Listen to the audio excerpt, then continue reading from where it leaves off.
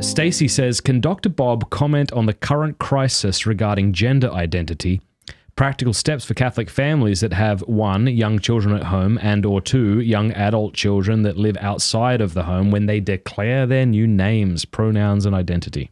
Yeah, boy, that's stepping into difficult territory right there in this culture. First of all, I'd say it's a part of a real issue that's been there for a while, but has gotten so blown up that it's created a whole nother issue.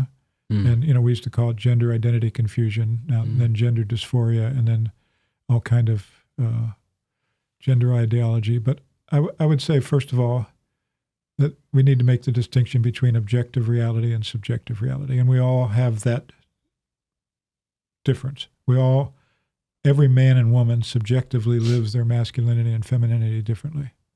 Okay, so masculinity being associated with a male, and femininity with a female.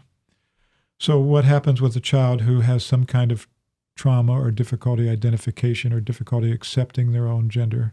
This isn't inborn, contrary to the public record, but it is early developmentally. And so I talk about some of this in Be Restored as the developmental, and I use a story of a man who was was a man who became a woman who then became a man again. And so I illustrate through that story. So that might be helpful, that chapter.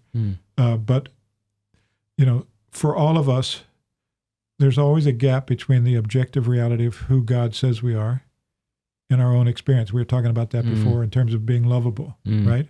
There's an objective reality that God created us in his image and he loves us.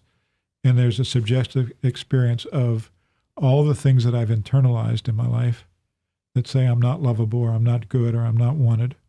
So now just apply that to our sexuality. Maybe a parent said, I wanted a boy rather than a girl. Or maybe there was a sexual abuse early on and a rejection of femininity or masculinity or a confusion about that. Or maybe there was a girl who's athletic and she liked playing with the boys better. And, so all of that's within the realm of normal development and wounds that happen in development. What makes that extreme in the situation in the book that I talk about is his grandmother at 4, and 4 and 5 is a real critical age. His grandmother dressed him in dresses. And then when his uncle found out about it, he sexually abused him at 12. And all of that created this hatred and confusion. I have people email me now telling me that they were a transgender man and now back to being a woman, that was very unsatisfactory. So what we're doing as a culture to champion that in terms of pronouns and everything, I think is very unhealthy. I think you need to respect the person, but not agree with the lie. Because, as science and DNA and everything else says, no matter what a transgender person thinks they are, they're still not that reality. So we wouldn't say to you who are Australian and want to be a Haitian that, I'm going to call you a Haitian. That would be to enter into the disturbance of your own self-identity. And so there is a disturbance in self-identity.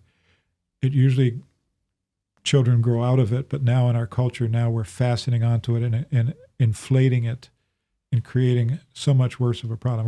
We're gonna see, and we already are seeing, that, for example, the suicide rate, people say you need to treat them this way, otherwise they'll commit suicide. The suicide rate is 19 times higher for people who transition after a period of time than ones who don't. And so it's not a solution. Mutilating somebody's body is not a solution. Treating them with hormones and interfering with their development is not a solution. It just doubles down on the trauma. It just doubles down on the trauma. Yeah. And what are some good resources in the United States? Because I think in Canada, it's illegal to speak truth regarding this in therapy sessions, if I'm not mistaken. So there's a book, When Harry Became Sally. Yeah, not available on Amazon anymore since they blocked it. Wow. Yeah. Wow. For free speech and all that. Interesting. It's an excellent book, When Harry Became Sally. I forget the fellow's name, but I would highly encourage that. Yeah. And there's a reference in this book to a couple of different resources too. I can't think of them right now.